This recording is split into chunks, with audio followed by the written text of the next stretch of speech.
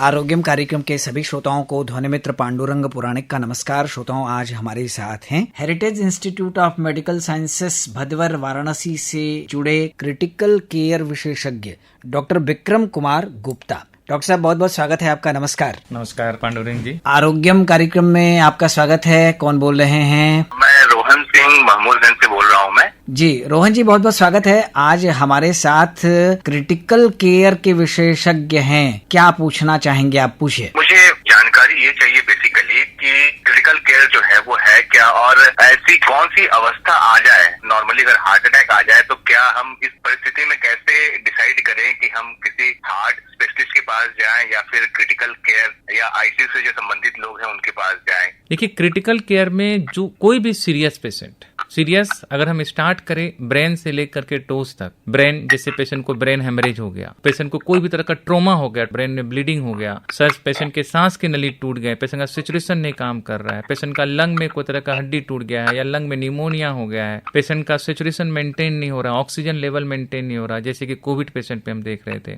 Patient का abdomen में कोई दिक्कत हो गया है, चाहे वो लीवर से रिलेटेड सिरोसिस हो, चाहे वो किडनी से रिलेटेड जो है पेशेंट का अचानक से यूरिन रुक गया हो, पेशेंट का सीरम और क्रिएटिनिन बढ़ गया हो, तो बॉडी के किसी भी पार्ट में अगर इन्फेक्शन हो गया और उस इन्फेक्शन के वजह से पेशेंट को सांस में दिक्कत हो रहा है, उस इन्फेक्शन के वजह से पेशेंट का बीपी मेंटेन नहीं हो रहा है, पेशेंट का हार्ट रेट काफी बढ़ा हुआ है, पेशेंट का सांस का गति काफी बढ़ा हुआ है, पेशेंट का हाथ पैर में सूजन आना शुरू हो गया है, पेशेंट का पैर हाथ ठंडा पड़ना शुरू हो गया है, फीवर बहुत हाई ग्रेड का आ रहा है, तो जो भी पेशेंट सीरियस हो गया है उसको सबसे पहले स्टेबलाइज किया जाता है कि वो कम से कम बचा हुआ रहे।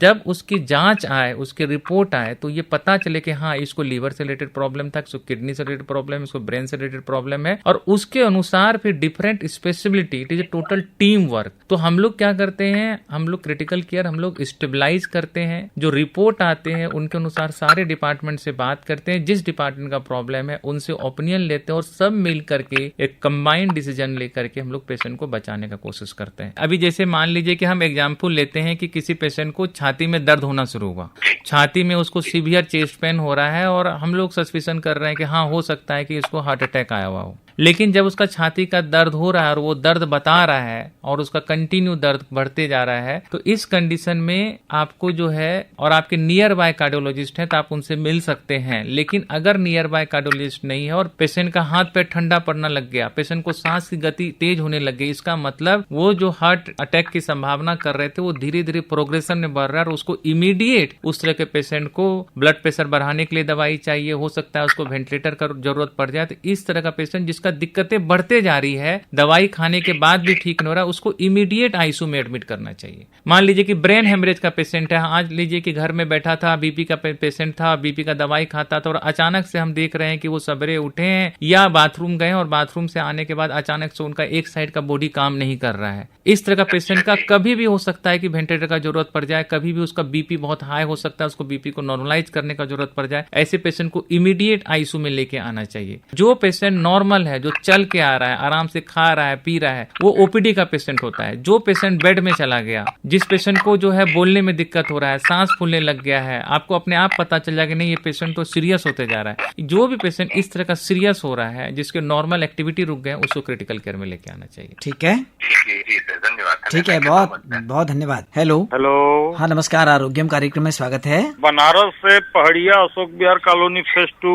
अनिल कुमार गुप्ता गोम। डॉक्टर विक्रम कुमार गुप्ता जी हैं क्रिटिकल केयर विशेषज्ञ। आपका प्रश्न पूछिए। ऐसा है सर कि पहले तो मुझे ये समझाइए कि सीसीयू और आईसीयू, ये तो हो गया इंसेंटिव केयर यूनिट और एक क्रिटिकल केयर यूनिट हो गया। मेरी माँ को भी जब हार्ट से परेशानी हुई थी तो सीसीयू में ही जब स्ट्रोक आया था, तो जरा पहले ये क्लियर करिए कि सीसीयू और आईसीयू में क्या अंतर है। देखिए, आईसीयू जो है, शुरू से आईसीयू ही वर्ड यूज हो रहा था, जो कि आईसीयू इंटेंसिव केयर यूनिट। अब क्या हो रहा है कि जो हर डिपार्टमेंट का एक अपना आईसीयू होता है। जैसे मान लीजिए कि गैस्ट्रो डिपार्टमेंट है तो गैस्ट्रो डिपार्टमेंट का एक गैस्ट्रो आईसीयू है, सर्जरी डिपार्टमेंट है, सर्जरी का एक सर्जिकल आईसीयू है, मेडिसिन डिपार्टमेंट है तो मेडिसिन का आईसीयू है, को हॉस्पिटल का एक आईसीयू है। क्रिटिकल केयर डिपार्टमेंट जो है, ये गवर्नमेंट के थ्रू ये हुआ कि नहीं, एक department of critical care medicine होना चाहिए जहां पे हर तरह के गजेट रहते हैं और जिस तरह का पेशेंट जो डिफरेंट आईसीयू में मैनेज हो रहा है, उसको अगर और गजेट का और ज्यादा ज्यादा हायर सपोर्ट का जरूरत हुआ, पेशेंट बहुत ज्यादा सीरियस है, पेशेंट को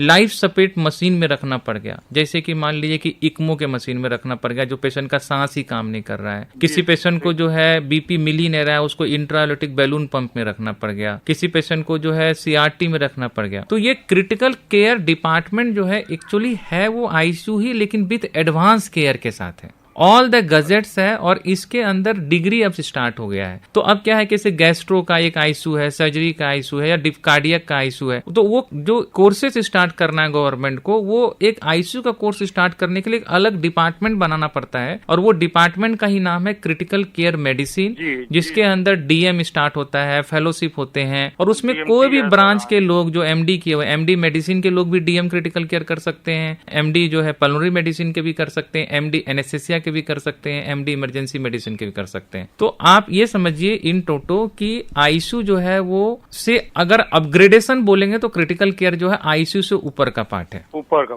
का पार्ट है। देखिए बहुत सारे हॉस्पिटल में सीसीयू का full form coronary care unit भी होता है। तो कोरोनरी केयर यूनिट जो होता है वो एक्चुअली कार्डियक का रहता है, उसको सीसीयू बोलते हैं। हम लोग जो है, जो हम ये बात कर रहे हैं, हम क्रिटिकल केयर का बात कर रहे हैं। क्रिटिकल केयर मेडिसिन और कोरोनरी केयर यूनिट दोनों अलग अलग चीज है, अलग अलग। हाँ, बिल्कुल सही बात है सर। बहुत अच्छा सर। अच्छा, एक चीज मैं ये जानना चाहूंगा सर, जनरली जो भ्रांतियां हैं, मतलब जो पब्लिक सोचती है कि कई बार आपने भी देखा होगा कि कई बार मरीज की डेथ हो जाती है सीसीयू में चाहे आईसीयू में, तो उस स्थिति में मतलब क्या माना जाए कि मतलब किस वजह से ये डेथें होती हैं? खर्चा जो है बहुत लार्ज होता है, मकान, जमीन, जायदाद, गहने, ये यहाँ तक ये भी सब बेचने पड़ते हैं कि बड़ा लंबा खर्चा होता है। देखिए ये आपने बहुत अच्छा क्वेश्चन किया अनिल जी, और मुझे ये आज मौका मिला कि मैं अपने बातों को श्रोताओं तक पहुंचा पाऊं। इसमें दो तीन चीज है। देखिए आईसीयू में जो भी पेशेंट आ रहे हैं या क्रिटिकल केयर में जो भी पेशेंट आ रहे हैं, वो पेशेंट काफी सीरियस होते हैं। जो पेशेंट ओपीडी लेवल पे या जो क्रोनिक डिजीज का पेशेंट होता है, जैसे मान लीजिए कोई दम्मा का पेशेंट है, कोई डायबिटीज का पेशेंट है, कोई हाइपरटेंशन का पेशेंट है,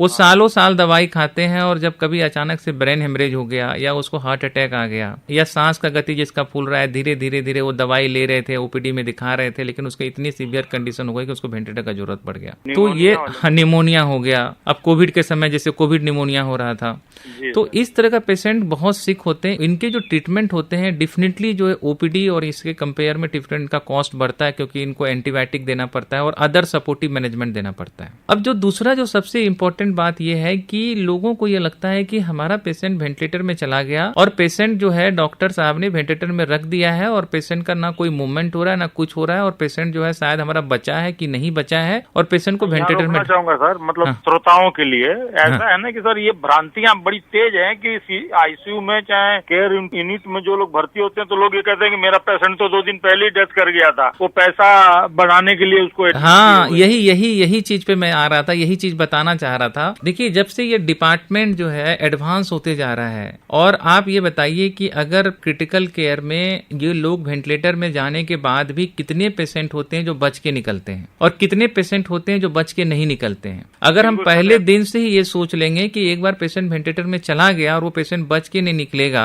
तब तो ये वेंटिलेटर का कोई जरूरत ही नहीं था। अगर यही दिमाग में हम डॉक्टर पहले से ही माइंड कर ले कि नहीं हार्ट अटैक आ गया तो ये पेशेंट बच ही नहीं सकता, ब्रेन हेमरेज हो गया तो बच ही नहीं सकता, तो उसी तरह से अगर कोई पेशेंट वेंटिलेटर में जाता है तो बच के भी निकलता है। अब देखिए भ्रांति क्या है, मैं आपको एक चीज बता रहा हूँ कि लोगों को ये लगता है कि वेंटिलेटर में जाने के बाद पेशेंट में कोई मोशन नहीं होता, और लोगों को ये लगता है कि शायद हमारा पेशेंट जो है हाथ पैर नहीं हिला रहा है, पैर हाथ नहीं हिला रहा है, आंख नहीं खुल रहा है, इसका मतलब पेशेंट को वेंटिलेटर में डाल करके पेशेंट को डॉक्टर ने ऐसे ही रख दिया है और पैसा लेने के लिए डॉक्टर ने रख दिया है। अब देखिए आपको बहुत सिंपल सा बताते, होता क्या है कि अगर हमारे मुंह के अंदर ट्यूब पड़ा हुआ है, ईटी जिसको इंडोट्रेकियल ट्यूब बोलते हैं, तो अगर हमारे मुंह के अंदर, अभी मान लीजिए हम नॉर्मल इंसान है, हमारे मुंह के अंदर कोई डंडा डाला जाए तो हम उसको क्या करेंगे, निकाल के फेंक देंगे, या नहीं तो हम दोनों दांत के बीच से उसको काट देंगे, इतना इरिटेट हो जाएंगे। तो वैसे ही जब पेशेंट को हम इंडोट्रेकियल ट्यूब डाल के वेंटिलेटर में रखते हैं तो पेशेंट को बेहोश करके रखना बहुत जरूरी होता है। अगर उसको हम बेहोश करके नहीं, सर ये बड़ा रिस्की भी होता है, पॉजिटिव होता है क्या, ऑक्सीलेट क्या करते हैं, या नेगेटिव पॉजिटिव? हाँ, इसीलिए हम पेशेंट को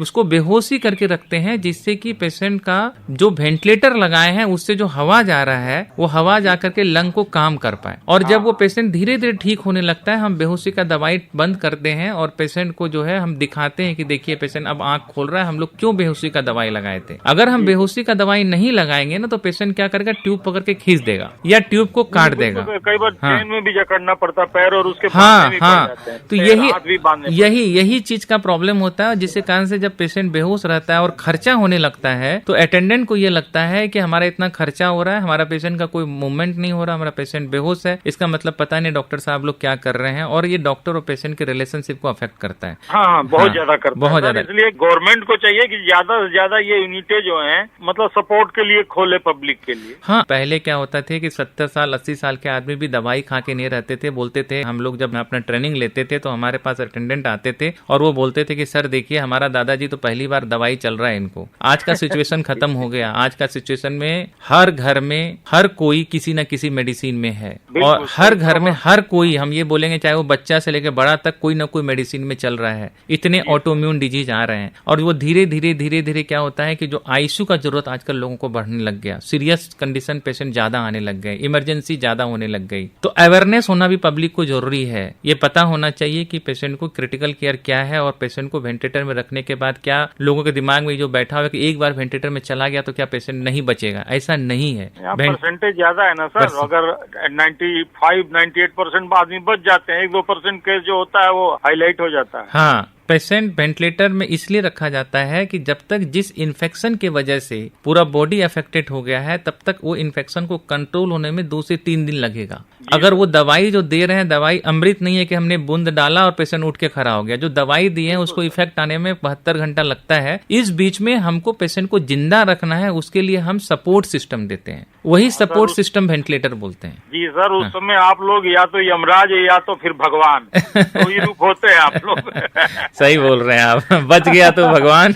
लेकिन यही लोगों को समझाना है कि हम लोग भगवान नहीं है, हम लोग एक इंसान है और हम लोग को उसकी दक्षता हासिल है। क्योंकि हम पेशेंट के इमोशन के साथ हैंडल करते हैं, इसलिए लोगों को लगता है हम भगवान हैं। जैसे एक कारपेंटर होता है, जैसे एक व्यवसायी होते हैं, जैसे एक मैनेजमेंट का MBA होता है, जैसे एक IAS ऑफिसर होता है, वैसे एक डॉक्टर है जो पढ़ लिख के सीखा है। कई बार कोशिश कामयाब होती है, कई बार कोशिश कामयाब नहीं होती। हाँ नहीं सर, प्रयास होता है, बहुत परसेंटेज बहुत बच जाते हैं। बस ये महंगा इलाज बहुत ज्यादा हो गया, इसलिए ज्यादा थोड़ा गरीब आदमी तो मतलब उसको जाना ही है, बचना ही नहीं। चलिए, बहुत अच्छी बातचीत हुई है। तो डॉक्टर साहब का कहना है कि हम न यमराज हैं न भगवान हैं, वो तो सब ऊपर वाले के हाथ में है, कोशिश करते रहना चाहिए। बिल्कुल सही सर, प्रयास करना अपना काम है, बिल्कुल प्रयास करना। बहुत बहुत डॉक्टर साहब का एक बार अभिनंदन और प्रणाम। धन्यवाद अनिल जी, धन्यवाद, बहुत बहुत धन्यवाद। नमस्कार। हेलो हेलो, नमस्कार, आरोग्यम कार्यक्रम में स्वागत है। आज हमारे साथ ICU के विशेषज्ञ हैं डॉक्टर विक्रम कुमार गुप्ता जी हैं। मैं बोल रहा हूँ सीपो से असगर अली। डॉक्टर साहब सादर नमस्कार। सादर नमस्कार। डॉक्टर साहब, परेशानी में बहुत ज्यादा है ना, मेरे वाइफ को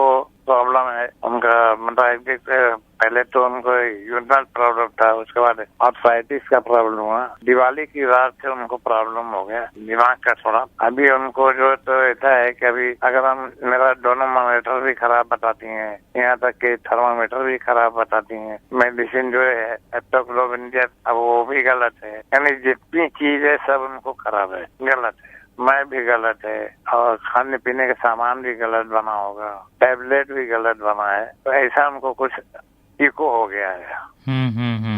बड़ी परेशानी है हमको, कुछ समझाना। अभी हम सोएगा जब उनके पास तो भगाएंगे तो हट जाओ, दूर चले जाओ। और जब दूर चले जाते हैं हम अपने कमरे आ जाते हैं तो बुलाएंगे, तो चले आओ, आवाज देके हमको बुलाएंगे, पास जाएंगे तो भाग जाओ। ये है हालत। बताइए मैं क्या करूँ इसके लिए। देखिए, आप जैसा बता रहे हैं ये जो रिलेटेड हमें लग रहा है कि ये थोड़ा सा जो उनको लगातार जो उनका प्रॉब्लम रहा है, यूरिनरी प्रॉब्लम और प्लस अर्थराइटिस। कई बार क्या होते हैं कि ऐसे पेशेंट जो होते हैं इसके अपने परेशानी से इतना जूझते रहते हैं और जब उनको उसके सफरिंग का इलाज नहीं मिल पाता है प्रॉपर ढंग से तो वो इरिटेट होते हैं, डिप्रेस होते हैं, परेशान होते हैं और वो कहीं ना कहीं मेंटली जो है वो अफेक्ट होने लगता है। हाँ, उनको दिमाग में ये होने लगता है कि पता नहीं मैं ठीक होंगी कि नहीं होंगी, मुझे क्या प्रॉब्लम चल रहा है, इतने सारे डॉक्टर को दिखा दिया, फायदा नहीं हो रहा।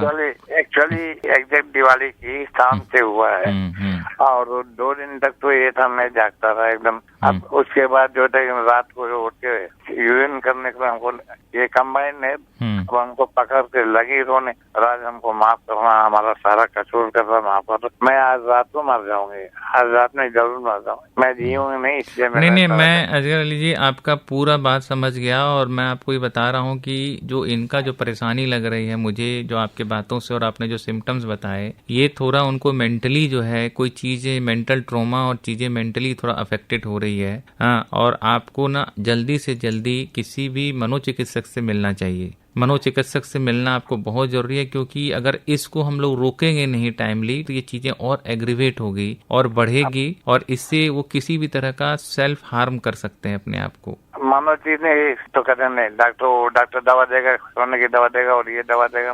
मनोचिकित्सक जो होते हैं, जो साइकेट्रिस्ट डॉक्टर जो होते हैं, आप जो है साइकेट्री है। हाँ, तो आप उनसे एक बार जरूर मिलिए। और दूसरा चीज ये जान लीजिए कि जो मनोचिकित्सक जो होते हैं उनकी जो दवाई होती है वो धीरे धीरे काम करती है, थोड़ा सा वेट करना पड़ता है इस तरह का दवाई में उसका इफेक्ट आने में, क्योंकि इसका दवाई जो होता है वो सीधे ब्रेन की चीजों को इफेक्ट करता है, ब्रेन के मेटाबॉलिज्म को इफेक्ट करता है, तो उसका इफेक्ट आने में टाइम लगता है, थोड़ा सा टाइम देना पड़ेगा आपको और निश्चित रूप से वो रिकवर होंगी। हम बिल्कुल टाइम, हम 24 घंटा, हम तो रिटायर आदमी है, फिर भी आप इतने कंसर्न हैं और अपने मैडम के लिए इतना सोच रहे हैं, ये बहुत बड़ी बात है। और निश्चित रूप से आप एक बार जो है मनोचिकित्सक से मिलिए। एकदम 24 घंटा में उनके साथ रहता हूँ, कुछ सब कुछ छोड़ छाड़ के। मिलिए उनसे सलाह लीजिए, जो दवाएं दें उनको बहुत पेशेंस के साथ उनको दीजिए, ठीक है?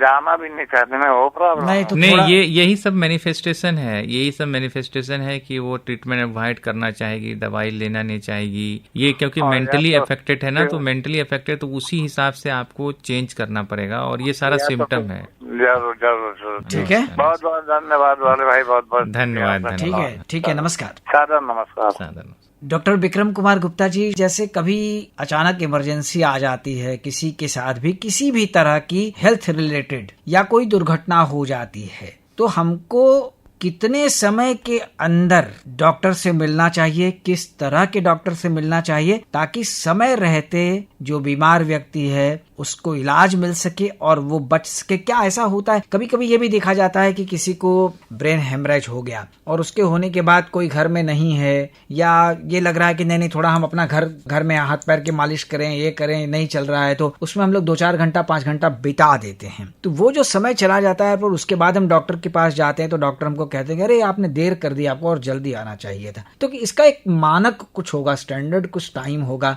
क्या है वो आप हमारे श्रोताओं को जरूर बताइए ताकि वो इस तरह की चीजों से बच सके, अपने मरीज को सुरक्षित रख सके। पांडुरंग जी, आपका बहुत अच्छा क्वेश्चन है और ये मोस्ट ऑफ द डॉक्टर जो है वो इसको फेस करते हैं। मान लीजिए कि कोई आपका पेशेंट है घर में, आपके वेल विशर, आपके नॉन है, और उनको अचानक से आपने देखा कि वो जो है एक साइड का उसका मुंह जो है टेढ़ा होना शुरू हो गया है, उसका हाथ पैर जो है काम नहीं कर रहा है एक साइड का, तो आप सोचते हैं अरे पेशेंट को हमारा लकवा मार दिया है जी। अब वो लकवा मारने का 2 कारण हो सकता है, या तो उसकी नली जो है, ब्रेन का जो ब्लड है वो हेमरेज हो गया, इसको ब्रेन हेमरेज बोलते हैं, फट गई हो, है ना, नॉर्मल लैंग्वेज में बता रहा हूं मैं आपको जी। और दूसरा हो सकता है कि जो ब्रेन के अंदर जो ब्लड सर्कुलेशन होता है वो हो सकता है क्लॉट हो गया हो। अब इस क्लॉट को खोलने के लिए जो दवाई आती है, उस दवाई को थ्रोम्बोलाइसिस बोलते हैं जो हम लोग, उसको 3 घंटे के अंदर देना पड़ता है। और अगर 3 घंटे के बाद आप हॉस्पिटल पहुंचेंगे तो वो हमको डायग्नोसिस होने के बाद भी वो दवाई हम नहीं दे सकते जो ब्लड को पतला करे, क्योंकि वो क्या होगा, फिर नली फटने के चांसेस बढ़ जाएगी। तो सबसे ज्यादा इंपॉर्टेंट ये है कि चाहे कोई भी सीरियस कंडीशन हो, चाहे वो ब्रेन से, ये तो आपने एक एग्जाम्पल दिया, चाहे हार्ट अटैक भी आ जाए, है ना, चाहे सांप काट लिया हो, लोग सांप काटने के बाद लोग बोलते हैं कि नहीं ओझा से दिखा लो, अगल बगल कहीं चले जाओ, और तब तक वो पूरे बॉडी में इन्फेक्शन फैल जाता है, पूरे किडनी को अफेक्ट कर देता है, लंग को अफेक्ट कर देता है, और उससे पेशेंट सीरियस कंडीशन। तो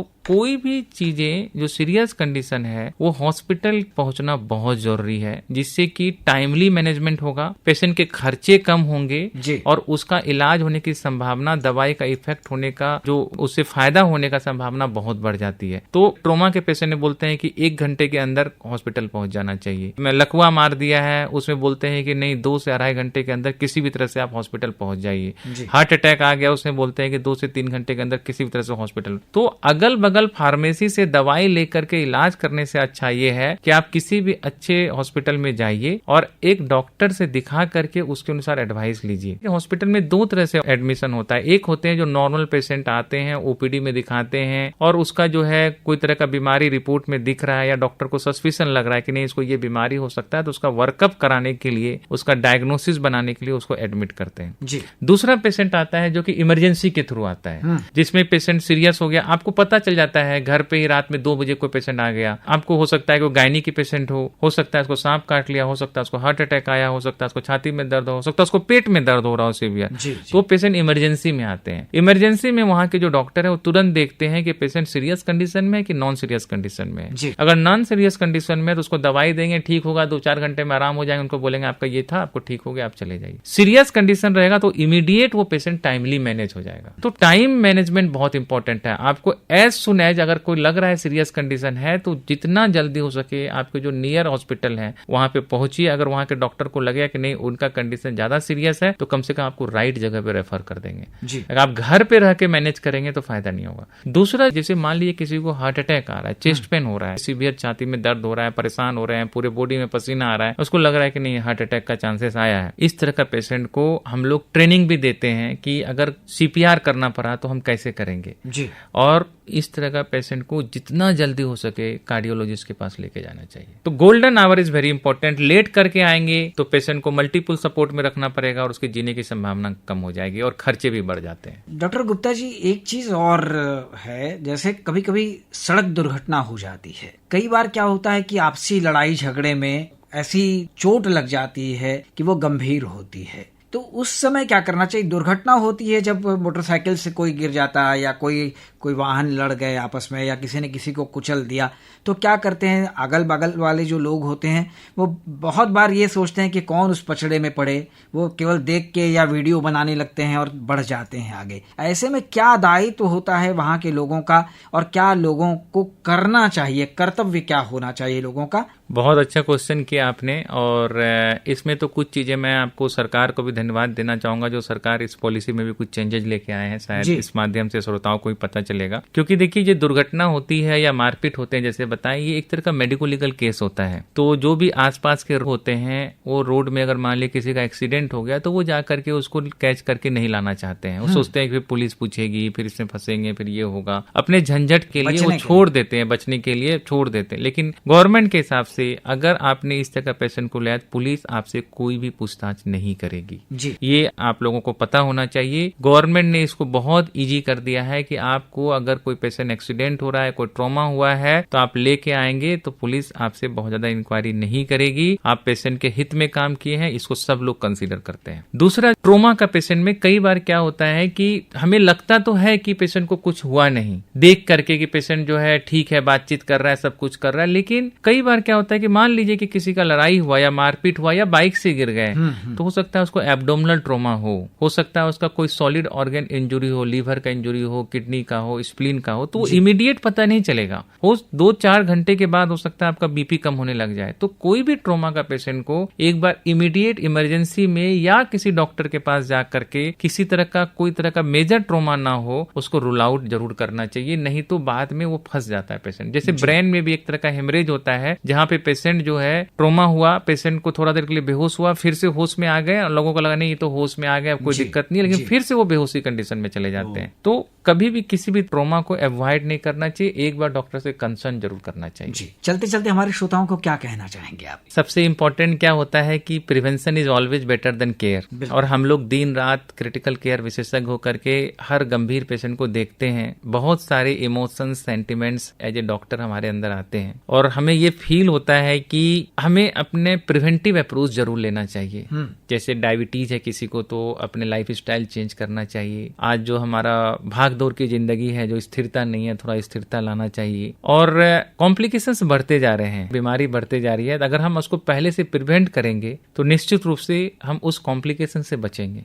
और दूसरा, मैं सबसे इम्पोर्टेंट ये बोलना चाहूंगा कि जो एक भ्रांति बैठा हुआ है कि आईसीयू जो है वो वहां पे पेशेंट एक बार चला गया तो पेशेंट बच के नहीं निकलता है, ये एक बहुत गलत भ्रांति है। क्योंकि अब उसके स्पेशलाइज्ड लोग आ गए हैं जी, दिन रात वही देखते हैं, मैं क्रिटिकल केयर विशेषज्ञ हूं तो मैं अपने लाइफ के अंत दिनों तक क्रिटिकल केयर विशेषज्ञ ही रहूंगा और मुझे ऐसे ही पेशेंट देखना है जी। Prevention is always better than cure. अच्छी लाइफ जिए, अच्छे खाइए, खुश रहिए और भगवान ना करे किसी को जो है क्रिटिकल केयर विशेषज्ञ के पास आना पड़े। बिल्कुल। मनोरंजन का तनाव दूर करने का एक बहुत अच्छा साधन है संगीत। तो आपको भी पसंद होगा कोई गीत? बहुत ज्यादा पसंद कौन है। मैं लक्ष्य का वो गाना सुनना चाहता हूँ, कंधे से कंधे वाला, लक्ष्य फिल्म का। लक्ष्य फिल्म तो का। यही वाला गीत हम आपके लिए पहुंचाते हैं और अपने श्रोताओं को बता दें कि हमारे साथ आज इस कार्यक्रम में थे heritage institute of medical sciences Bhadwar Varanasi से जुड़े क्रिटिकल केयर विशेषज्ञ डॉक्टर विक्रम कुमार गुप्ता। तो बहुत धन्यवाद।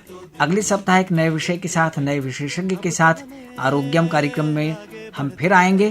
तब तक के लिए ध्वनि मित्र पांडुरंग पुराणिक को दीजिए अनुमति। नमस्कार। नमस्कार श्रोताओं, मेरी तरफ से ढेर सारी शुभकामनाएं एंड धन्यवाद। अब तो हमें साथी है बस इतना ही कहना।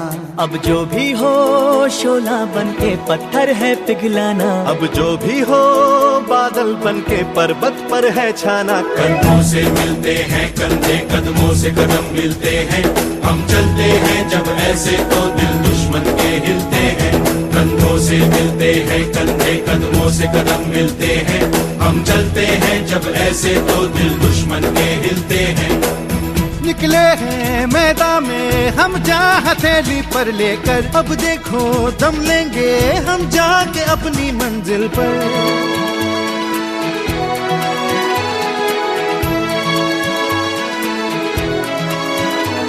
खतरों से हंस के खेलना इतनी तो हमें हिम्मत है। मोड़े कलाई मौत की इतनी तो हमें ताकत है। हम सरहदों के वास्ते लोहे की एक दीवार है, हम दुश्मनों के वास्ते होशियार हैं, तैयार हैं। अब जो भी हो शोला बन के पत्थर है पिघलाना। अब जो भी हो बादल बन के पर्वत पर है छाना। कंधों से मिलते हैं कंधे, कदमों से कदम मिलते हैं, हम चलते हैं जब ऐसे तो दिल दुश्मन के हिलते हैं।